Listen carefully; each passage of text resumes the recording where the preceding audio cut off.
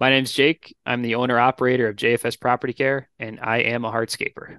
What's happening, hardscapers? This is episode 208 of the How to Hardscape podcast, where we talk about how you can start and grow your hardscaping business. And on today's episode, we have another I Am a Hardscaper interview where we bring on a hardscape business owner and do a deep dive into their business. And on today's episode, we have Jake from JFS Property Care.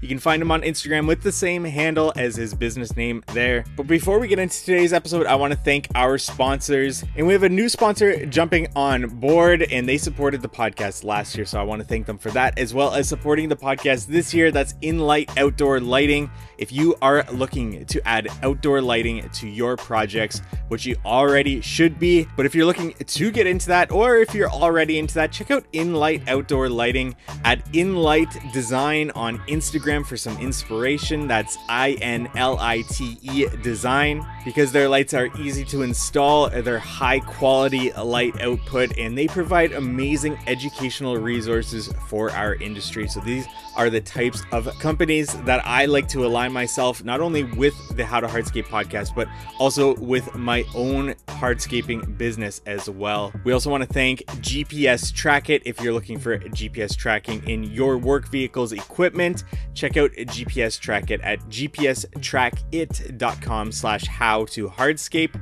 And then Cycle CPA, who has been supporting the show for quite some time now. So thank you so much, Cycle CPA. If you need bookkeeping, accounting, CFO services, reach out to Cycle CPA. Let them know How to Hardscape sent you for $200 off their services there. And to you, the listener, if you're listening to the podcast and have been listening for some time now, I want to say thank you. And thank you for supporting our sponsors, whether that's shooting them a DM on Instagram, letting them know that you learned about them from How to Hardscape, or starting a conversation with them, or even going through and becoming a client or consumer of their products. I do really appreciate any and all support that you show our sponsors that have also shown support for the podcast, helping us continue this project and moving along here. So to the sponsors, as well as to you, the listener, thank you so much for supporting the How to Hardscape podcast. And without further ado, let's get into today's episode with Jake. All right, Jake, let's get to know a little bit more about you, yourself, how you got started in the industry. Can you give our audience a little bit of context as to your beginnings here? Yeah, definitely. So pretty much I got started about 6 years ago or 7 years ago now, I think. Had this great idea of mowing lawns to make some extra cash, and turned out it was pretty good. The first year, I think I had like 15 people I was mowing, still had a daily job, worked 40 hours a week for a body shop. And from there, it just kind of grew. And then people wanted more. And I hooked up with a guy for some snow plowing in the wintertime. And he gave me a whole bunch of accounts over the summer, the next year.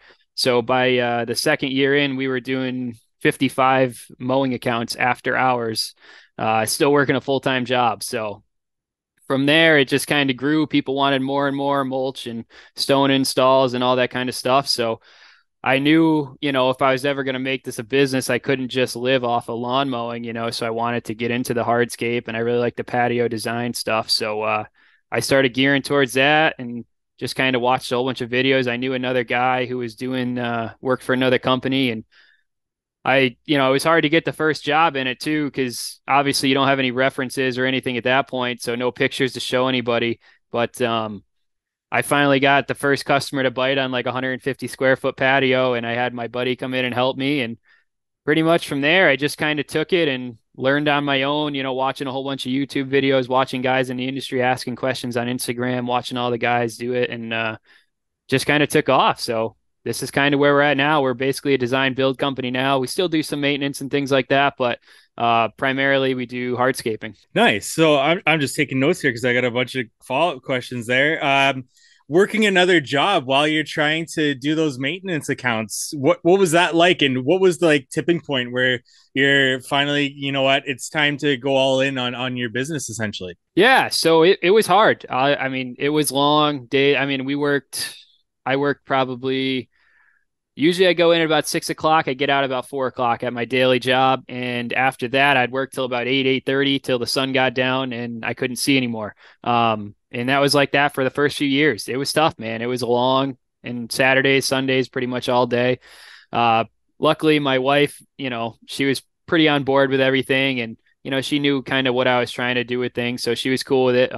That's definitely a big thing because it's not an easy task. I'm out all the time working and stuff, and it's hard to, have a home life as well. But I had an end goal and I had some stuff, and I knew I wanted to build the company and be able to buy equipment as quick as possible. And the only way to really do that is to put everything back into it. So that's why I kept that job and I just grinded it out. It was tough, man. I mean, there was long, long hours. There's no doubt about it. It was a grind, but I would definitely not be where I'm at if I ended up leaving there right away and just jumping right into it. I was always worried about not having enough work, so I just overloaded it until I literally couldn't take it anymore. And my boss was actually really, really cool that I was very close with him, so I ended up going part time there the next year. So he let me go part time, and I was only working a couple days a week, and I did my own stuff for 3 days out of the week, 3, 4 days, and basically I told him in the beginning of spring of 2020, I said, "Hey, Rich, I've got a lot of work. I need to take a couple weeks. I need to really, really get going on my projects." He said, "Yeah, no problem. We're slow anyways." And I never went back. Wow. So it just Nice. kind of took off and we got so busy and the calls just kept coming in. And the first year I worked all by myself. I didn't have any employees or anything like that. So it was just me out in the field, but we made it happen. So that's kind of how it went. Okay, a couple things there. How did you get buy-in with your wife that you know what you're gonna be working pretty hard, pretty late, and many hours there? How did you get that buy-in, or was there much convincing on your end to actually get that? Because that's quite the sacrifice, especially even now being a business owner is a sacrifice in and of itself. Yeah, definitely. It was she was pretty much on board. She always knew, like right from the get-go, I was always a worker. Even when I didn't do this stuff, we've been together now, gosh, a little over 10 years. We got married in 2019 too. So Nice. right as I was starting the business, we just had gotten married. So it was kind of like the stepping stones there. So it was a little tough to get away for a while, but she understood the, long-term goal and she knows I love what I do. And she wants me to be happy, of course. So, it kind of, she understood it. Don't get me wrong. There's times where she's like, "You're not working this weekend. We are going away. We're doing something." But you roll with it and you make it work. And she works hard too. So, she kind of holds the fort down here while I'm gone on the weekends and stuff like that. But, yeah, I mean, we just saw each other as much as we could, but she knew the end result goal, and she knew I was doing it for us in the long term, and she's been on board. But this year, she wants me to. She's like, "I'm going to be part of your scheduling this year because it's not going to be like last year." So we'll see what Got it. happens. Got it. Got it. And with that being said, going from maintenance to hardscape, what was the deciding factor to try to get into hardscapes? And well, you still have the maintenance, so you're still kind of holding on to that. But why get into the hardscaping?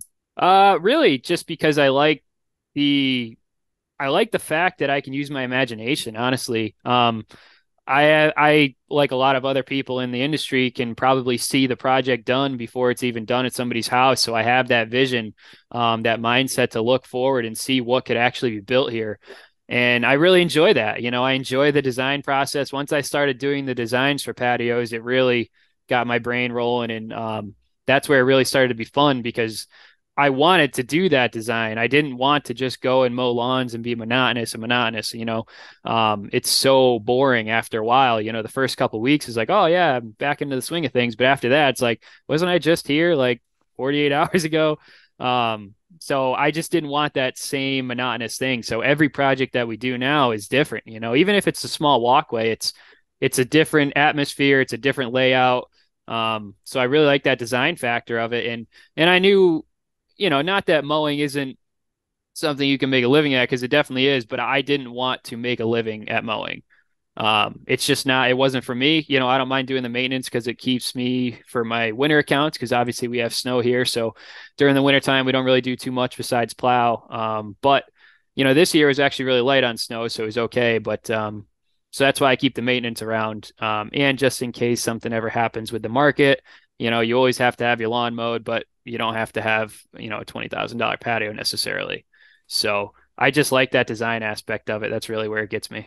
Nice. Any plans to completely get out of maintenance, or is like you said there, that maintenance, the game plan is to hold on to that for those reasons? I still toy with that. I have kind of dreams of maybe having a total like a maintenance crew, like specifically just maintenance, and they can kind of handle that and I can be on just the projects for the hardscape, but I don't really know exactly. I've toyed with that for, the last couple of years on whether I want to go bigger in it and get a crew to do it or I just want to get rid of it altogether. Um, Regardless, I would keep my commercial accounts just so I can have the plowing in the winter because that's also some good income for me. But it's up in the air still. So I enjoy having it there, but at the same time, it's kind of a nuisance once we start rolling with projects. It definitely takes a toll on the schedule a little bit. Yeah. And any transferable skills from your initial position there, working as an employee, that's kind of transferred over to being a hardscaper and being been helpful in you starting your own business? Yeah. I mean, honestly, my old boss that I work for, he was a very, very big stickler for details. So we did automotive. So I worked on the collision side. So cars that got in accidents, we did all the body work and repainted and everything. So it's kind of a very detail oriented thing. And he was a very, very big stickler, which, in the short term, I was sitting there thinking, I'm like, why is he even looking at this? But in the long term, being an own business owner myself, I mean, I do the same thing. Yeah. So now being in his shoes, I completely understand where he's coming from, and he kind of ingrained me to be that way. So I'm definitely thankful for how it was, because it helped me become more detail oriented. And now, that's what I focus on mostly, especially doing hardscapes, because there's so many little things that can make a job be superb to, somebody who came in off the street and did it. So we're very detail oriented what we do. And that kind of, just that alone has been a huge thing for me. Something I had on the top of my head that I'm completely blanking on right now. Oh, the first project that you got there. Yep. How did that come in, and how did you get the ball rolling in terms of hardscapes? How did you get that ball rolling to go in on hardscapes and get these projects when that initial project comes in?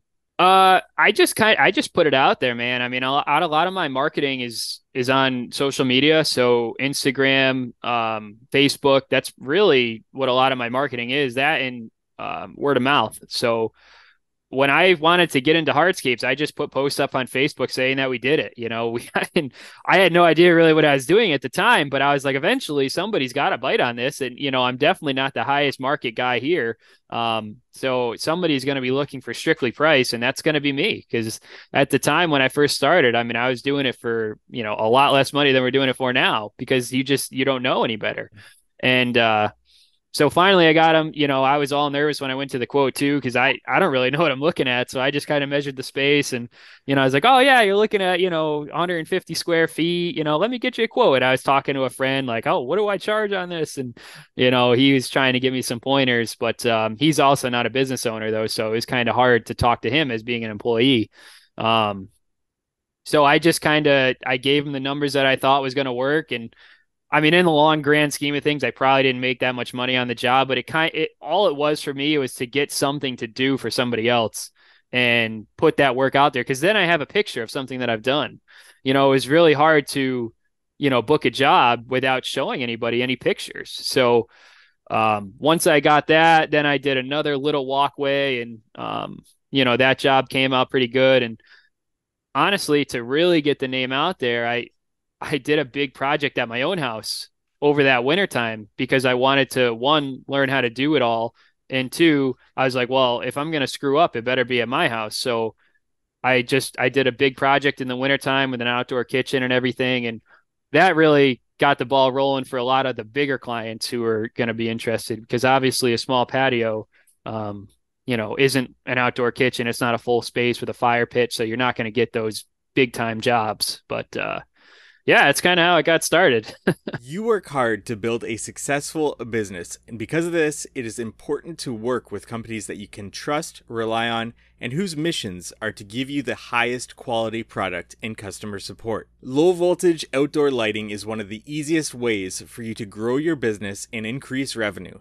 Using lighting can make you more profit, add that wow factor, and make your business stand out. Whether you are already using outdoor lighting in your hardscape projects or not, it's time you check out InLight Outdoor Lighting. As a professional hardscaper, we know that you need efficient installs, less callbacks, and premium products to have a successful and growing business. InLight's got you covered. They've created some of the most premium and unique lighting on the market to make your project stand out and wow your clients with their unmatched light quality. It gets better. InLight has an unbeatable customer support team, provides many educational resources like online and in-person training, installation videos, and so much more. They care about your business growth and will be with you every step of the way. For more information on how InLight can help you grow your business, check them out on Instagram at InLight Design.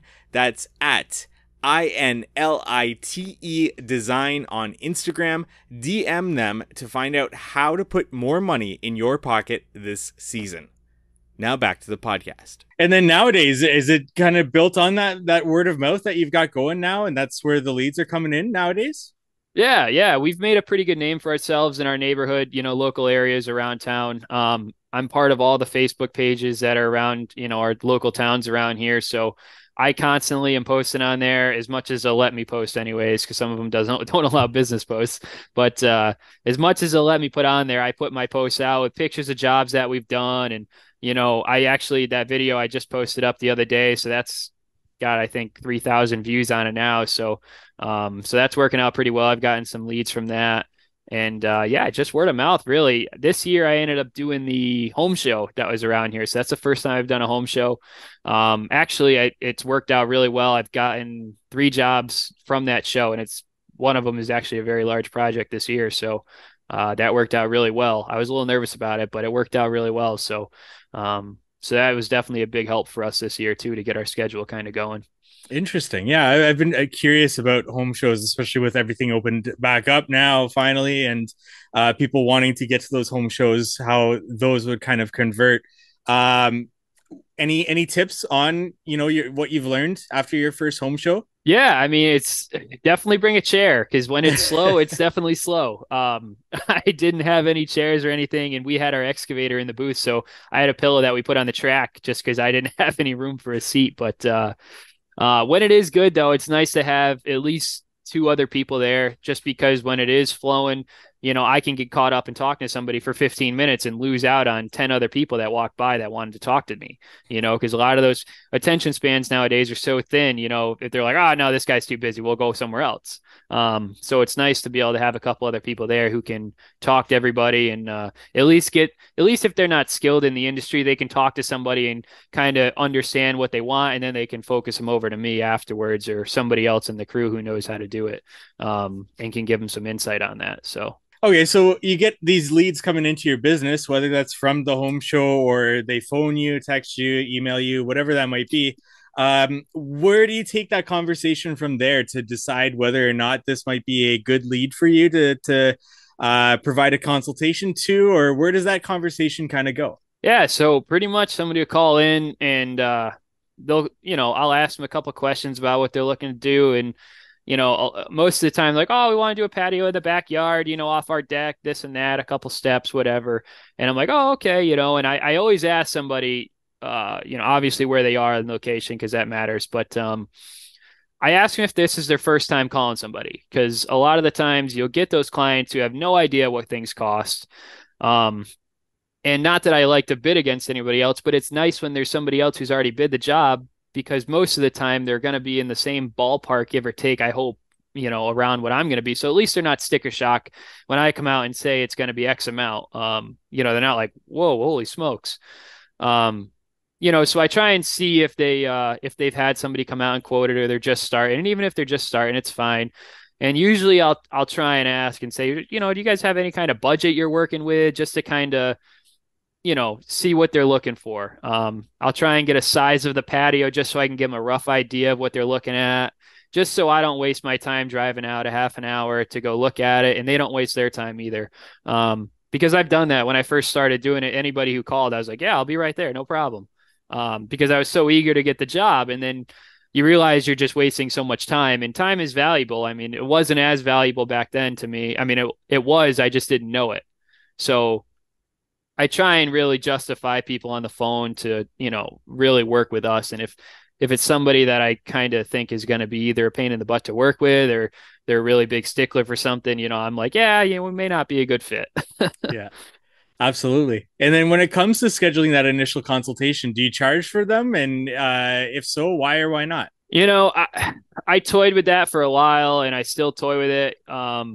I don't charge to go out to customers' houses. When COVID hit and fuel was like, I don't know, $6 a gallon for diesel, I would usually charge people like 15, or I'm sorry, no, 25 or $50, depending on where they were, just to go and look at it. But since fuel has come down, I mean, I haven't done that because it's hard to compete at that rate. Everybody now is offering free quotes, you know what I mean? So it's hard if I lose out on a possible, big job because I wanted $50 to go look at, I'd be really, really upset with myself.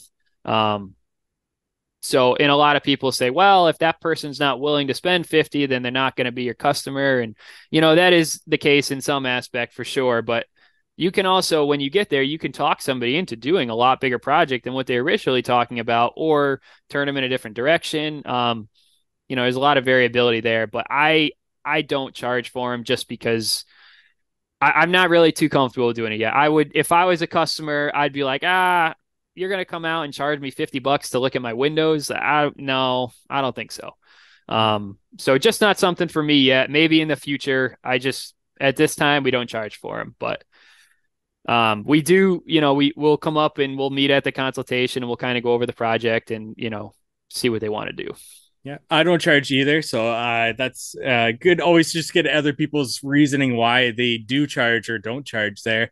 That being said, once you do schedule that consultation and you go, what kind of questions are you asking the client to see what kind of features you might include into a design, or what kind of aspects they might be looking for, or whether you're further kind of vetting if it's a client for you or not? What kind of conversation or questions are you asking them? Yeah, so I mean, I'll meet and I'll always say, hey, so what's going on? What are you guys looking to do? And they'll kind of go over their ideas, and um, I'll ask them really what they're trying to use the space for. What do you guys want to do here? Are you guys partiers? Do you like to have people over and, entertain? You like to entertain a lot of people and things. I'll try and get an aspect or, a gist of what they want to do with the space, and kind of try and form something off of that.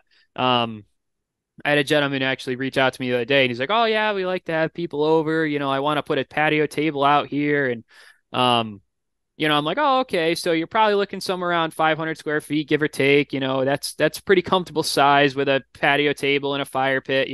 Anything smaller than that gets a little bit bundled. So, I try and talk people into something that they're going to be happy with. Not necessarily just to make more money on my end, but just because I don't want to build something and then have them not be completely satisfied with it. So I put that ahead of time too. I'm like, listen, this is something that's going to go down for you guys, and I want you to be happy with it in the end.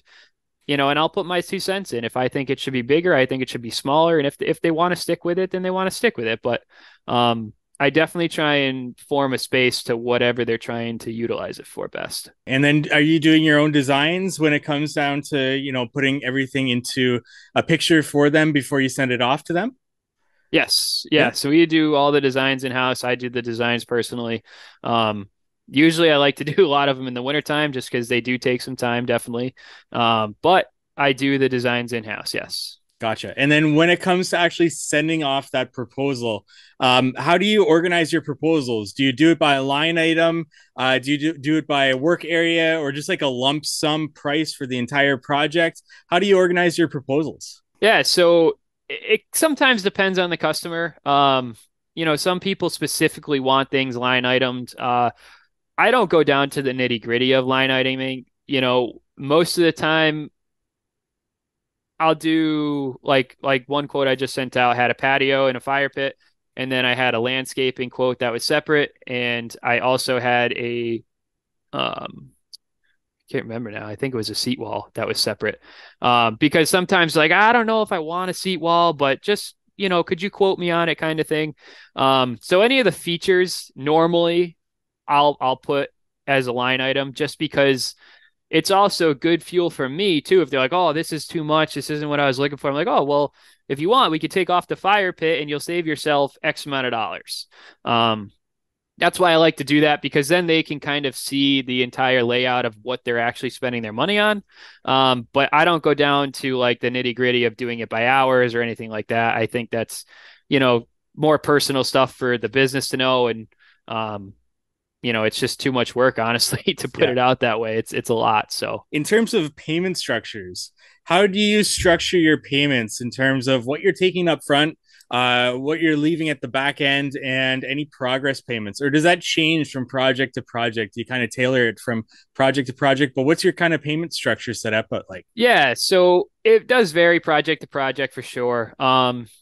Normally what we'll do, and I'm probably going to catch a lot for this, but normally we'll do $200 up. So basically our design fee is $300, give or take. It really depends on the project. Something elaborate's going to be a lot more, but for a basic patio, and then half of that will go towards the project. So normally I'll put half the design cost towards the project just to kind of give them a little bit of money towards it, so they're kind of more apt to go with us. And then once they say yes, they sign the proposal, we'll take a $200 deposit.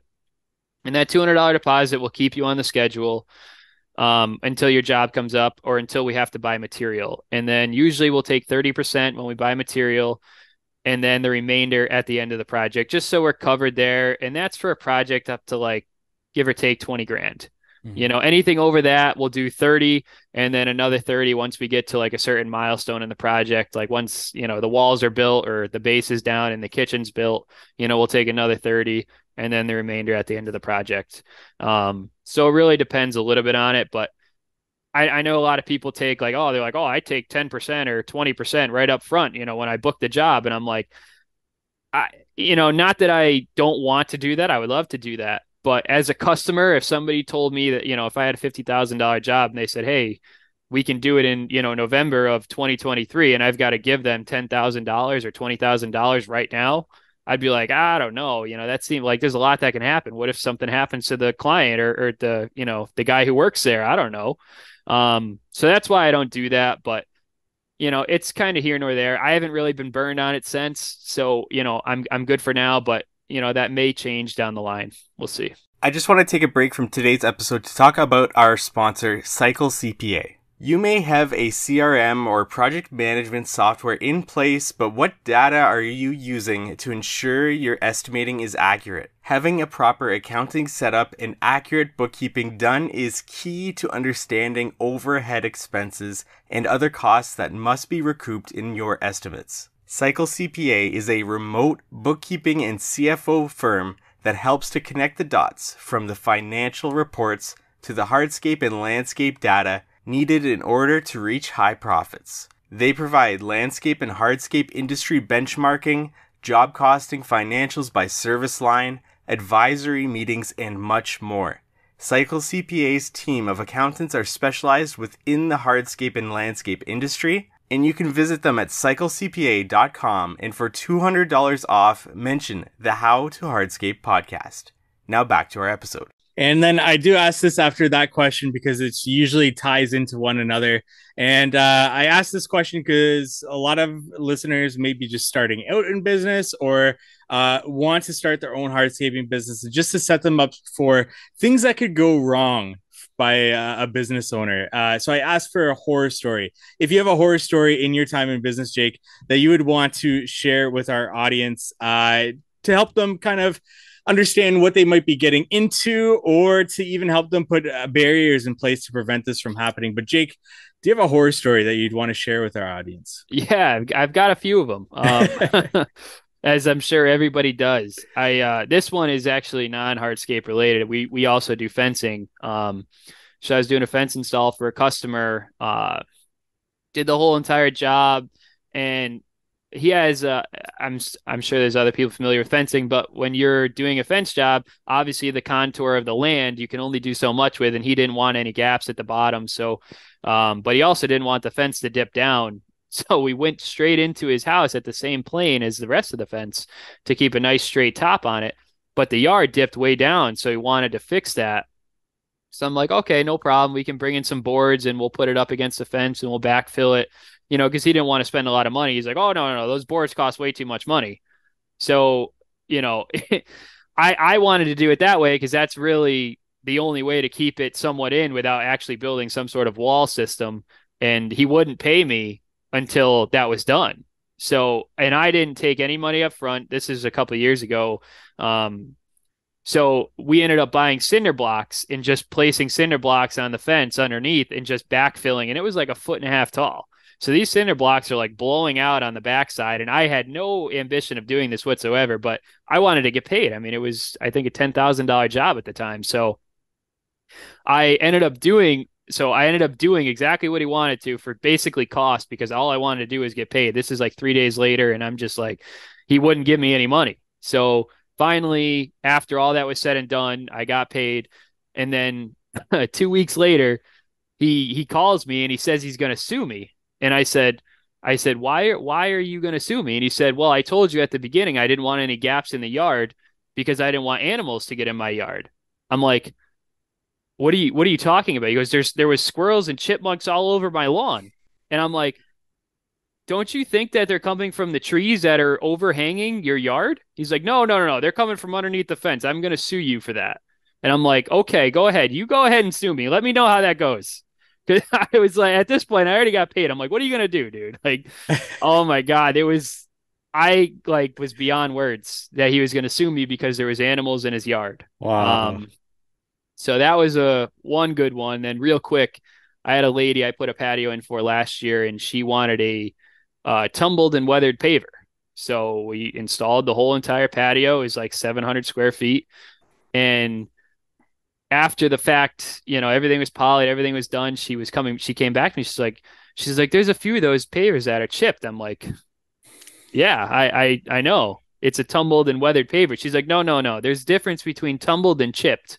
And I'm like, there's really not a difference, but okay. So I ended up like switching out, I think 7 or 8 pavers. And then she said that we cracked her table and I put my hammer on it and we ended up paying for half of a table, even though we didn't do it, to get paid for the rest of that job too. I mean, we had, most of the money already, but to get paid for the remainder of it. So she was all irritated that we had a chipped paver apparently on the edge was too chipped for her. Even though she got weathered and tumbled pavers. Wow.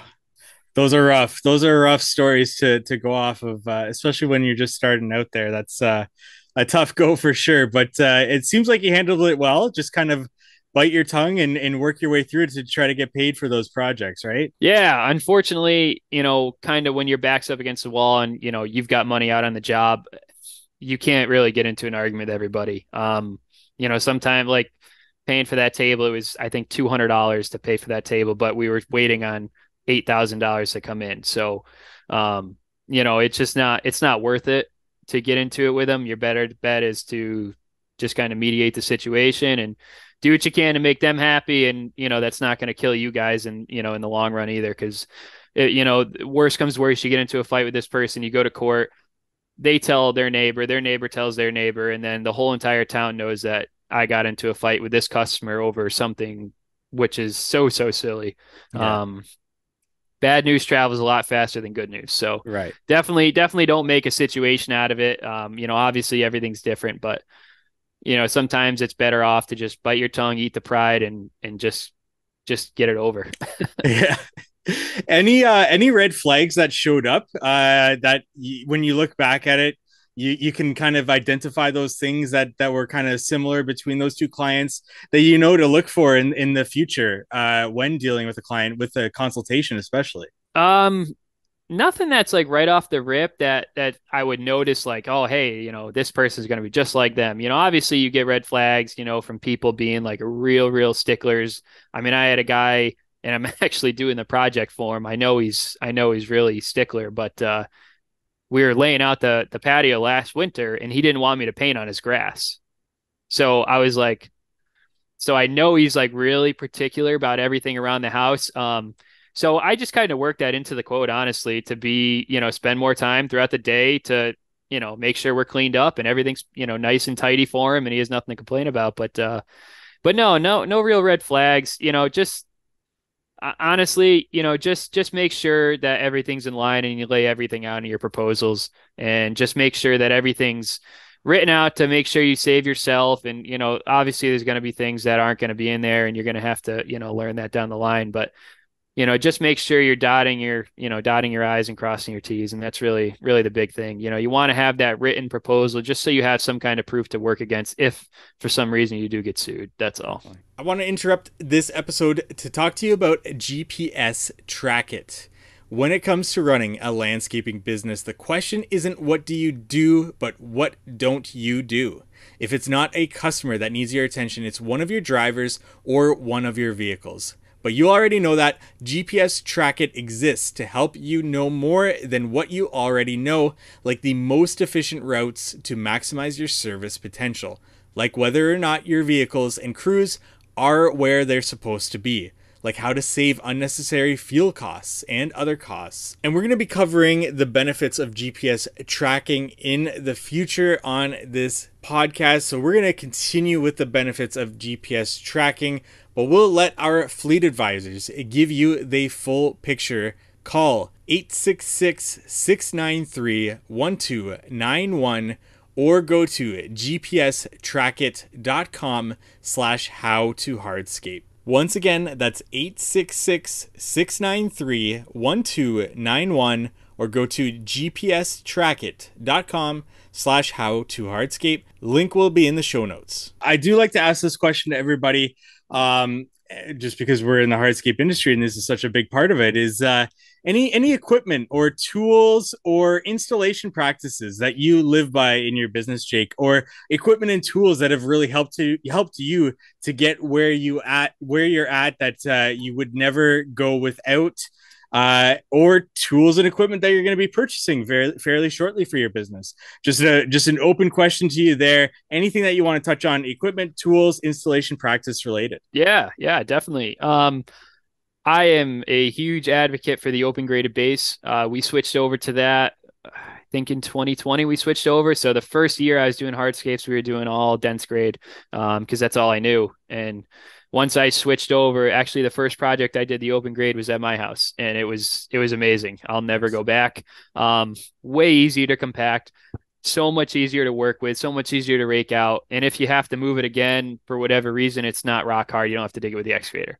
Really, really nice stuff to use. So definitely a huge advocate for the open graded base. As far as equipment goes, I mean, pretty much everything I have. Anytime I buy something new, I don't know how I lived without it. Honestly, a huge thing for me that really opened up the doors a lot was the skid steer, the excavator, and the dump truck, which is, obviously a lot of big ticket items there. But when I first started, I only had the excavator, and that made it work for me. I had that and a dump trailer, and I did a lot of work with just those two. So, a lot of people, they're like, oh, I want to get, what's the first thing I should buy? I know a lot of people say that they should buy a mini skid steer, or they should buy, something along those lines. But to me, honestly, I think the excavator is a lot more versatile. I can do anything with an excavator you can do with a skid steer, but not necessarily the other way around. Right. As far as digging footings for walls, dig outs in general are so much easier. You can be so much more precise with that. So honestly, an excavator for me was the first purchase, and definitely what catapulted the business into what it is now. But moving past that, getting the dump truck too, which was it's a 33,000 GVW, so it is a CDL rated truck. So you do have to have at least a Class B, but that also was huge for me because you can definitely stockpile material on site and have somebody offload it and get all your deliveries to site, all that kind of stuff, but all that takes time. So, in the industry, time is money for us. And the more times you have to move that material, the more time, the less money you're making because it's taking a lot of time to move it. Even if you're stockpiling here and then picking it up again to go dump into a truck that just showed up, we take it right from the job site. And unless we're reusing it, it goes right into the truck. And we don't dig normally unless we have the truck there to load into. And then getting stone too. I mean, you could call your stone yard and say, hey, I need 10 yards. And they're like, okay, tomorrow's good. And you're like, well, no, I need it right now. So being able to run your own material with that truck was absolutely huge. And it made our process so much faster. So definitely is. And then we got the skid steer earlier last year, and that was unbelievable. That those three pieces right there is basically what made my entire business go from what it was to what it is now. And that's only, been in the last couple of years. So Nice. it's been huge. So definitely get as much as you can as soon as you can. And I'm not saying going into debt or anything like that because I'm not promoting that. I try and run as debt free as I can, but obviously I wouldn't be able to grow to where I am without having, a manageable amount of debt for myself. So, but I work on paying that stuff off. So I'm hoping that by the end of this coming year, the only thing we're going to owe on is our skid steer at this point. So that's kind of a big goal for me. I like Andy Mulder's way of going debt free. Obviously that's a great way to look at things. It's just hard to grow in that aspect, especially quickly. So you just kind of have to weigh that risk, on what you want to do. But definitely get equipment as soon as you can for whatever you can afford because it's going to save your life. Definitely. Your access on projects, are they pretty open that you can get like what access are you typically dealing with on your projects? It varies, honestly. It really depends. We do work in a tight knit city sometimes, but 10 minutes out of that or 20 minutes out of that city is wide open country. So, we kind of have a lot of versatility on that. Specifically, though, actually, one project we did last year, the biggest project I've ever done in my career, was the one we did with that outdoor kitchen, the pergola, big patio, right? Only about 20 minutes from my house here. And I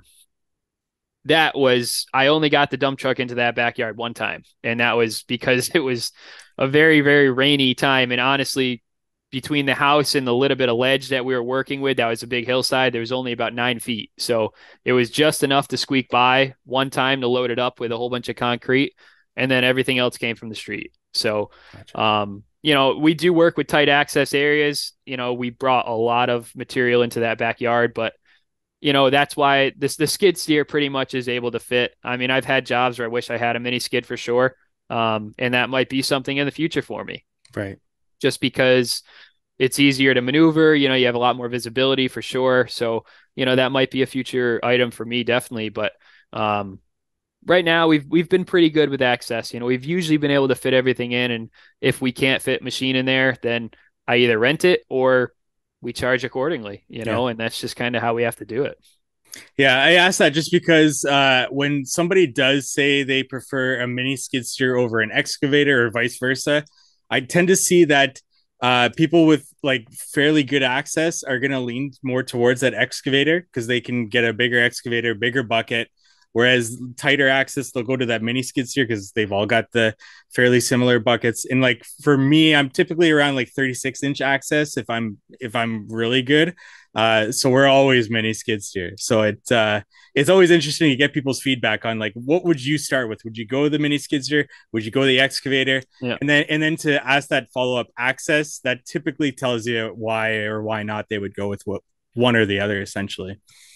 Yeah, Uh, that definitely makes a lot of sense for sure. 36 inches, man, that's tight. yeah, That's tight it's access. tough. Wow. It's tough.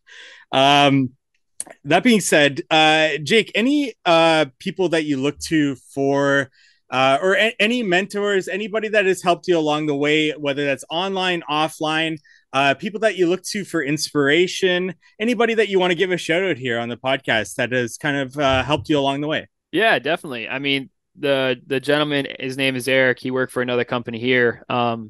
He honestly helped me get started. I had no idea what was going on when I first did patios. I didn't even know you had to put a pitch on them. I had no idea, man. Um, and he helped me kind of with the first one and showed me the ropes. So I really owe a lot to him because I would be nowhere if I didn't have him to start with. And then honestly, another guy I really learned a lot from is Stan Genadek on YouTube. He's always on there. He always posts up a whole bunch of videos. He has a ton of informational stuff on there. Um, Really, really good guy. Dirt Monkey University or Dirt Monkey on YouTube, I think is his tag. But he's very, very knowledgeable on everything as far as landscaping, hardscaping goes. I learned a lot of wall things from him. I use Versalock Wall a lot as well, and so does he. So I learned a lot of things from him on Versalock Wall. Um, so definitely a great guy to follow and kind of learn a little bit, especially if you're very new to it. He's got a lot of stuff out there. So and as far as inspiration and kind of stuff goes, I mean, honestly, I follow the big guys, the big dogs on Instagram. Obviously everybody knows Andy Mulder, J Squared Outdoors. I follow those guys.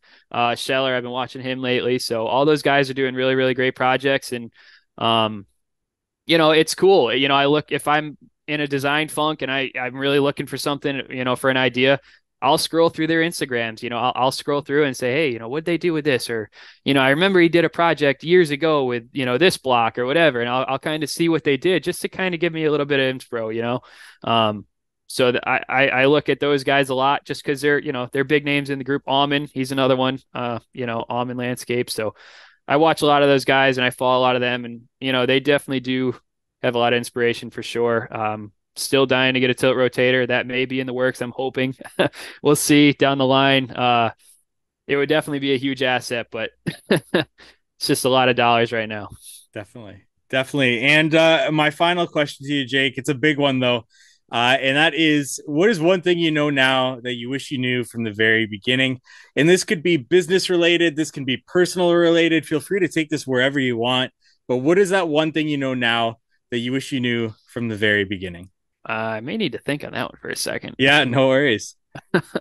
Probably, honestly, getting if I knew what equipment could do when I first started, I probably would have invested earlier for equipment. Um, that has been a big, big start to me, was that, as well as, just learning and getting, information from everybody else. Just basically I wish I learned more of this, and I wish I started earlier. I'm not that I'm old, I'm 28 years old now, so not that I'm old at all, but I wish I started this when I was 18 instead of when I was 22. I would have felt like I've been farther along than where I am now. And it's always going to be, a grind to get up to where you want to be, and you're always going to want more. And, I get that. I wish I started this when I was younger, just because it would have helped me kind of catapult a little bit faster. But, just other than that, just make sure you've got your stuff in line, all the business tactics, all the business stuff, really research a little bit before you jump into it for sure. Make sure you understand the cost of business, because it is expensive. And it's not only just the cost of actual business itself, it's all of the, things that are related to the government, as far as getting your, EIN numbers, your insurance, all that stuff in line. Once all that stuff came in, I was like, yeah, I'm starting a business. And then all of a sudden I started getting all these bills, and I'm like, what is this stuff for? Because you don't really think about that when you're starting. You just, you want to do the work. So I kind of wish I researched a little more of like what it actually costs. And, I probably would have made my quotes a little bit higher when I first started. But, other than that, I mean, it's been a blessing, man. I'm really happy to be here too, and thank you for having me on. I appreciate it, but I'm happy to be doing business. I could never work for somebody else again. I don't think it'd be hard for me to do, just because it's, as much as I say, it'd be nice to go work for somebody else, even though I work 12 hours sometimes a day. I would rather work 12 hours a day for myself than 8 hours for somebody else. It's a total different feeling for sure. So if you're ever on the fence about going into business, it's definitely a great thing. Just do your homework. That's all. Great, great advice there, Jake. Thank you so much for your time today to do this with me here. Where can our audience go find out more about you, what you got going on? Where do you want to send them to? Yeah, so we post a lot of our stuff on Instagram, JFS Property Care on Instagram, and JFS Property Care on Facebook as well. Always posting up job pictures. Usually do a daily story, just to kind of let you know what's going on. I like to show the process of things too. So we're not just showing the end result, we're showing you all the meat and potatoes in between. So definitely on there, it'd be a good place to find us. Awesome. Jake, thank you so much for your time. You're welcome. Thanks for having me. Thank you for listening to today's podcast episode. Once again, check out Jake at JFS Property Care on Instagram. Let them know that you heard him on the podcast here. And while you're also there, check out our sponsors. We've got Cycle CPA at Cycle CPA on Instagram. Let them know How to Hardscape sent you for $200 off bookkeeping, accounting, CFO services there. We've got GPS Track It. If you need GPS tracking in your hardscaping business, check out gpstrackit.com/how-to-hardscape, or just GPS Track It on Instagram. And then welcoming back Inlight Design. That's INLITE Design on Instagram. Shoot them a DM and let them know that you heard them here on the How to Hardscape podcast, and start incorporating outdoor lighting into your hardscaping projects today. And we look forward to meeting with you next week on the How to Hardscape podcast.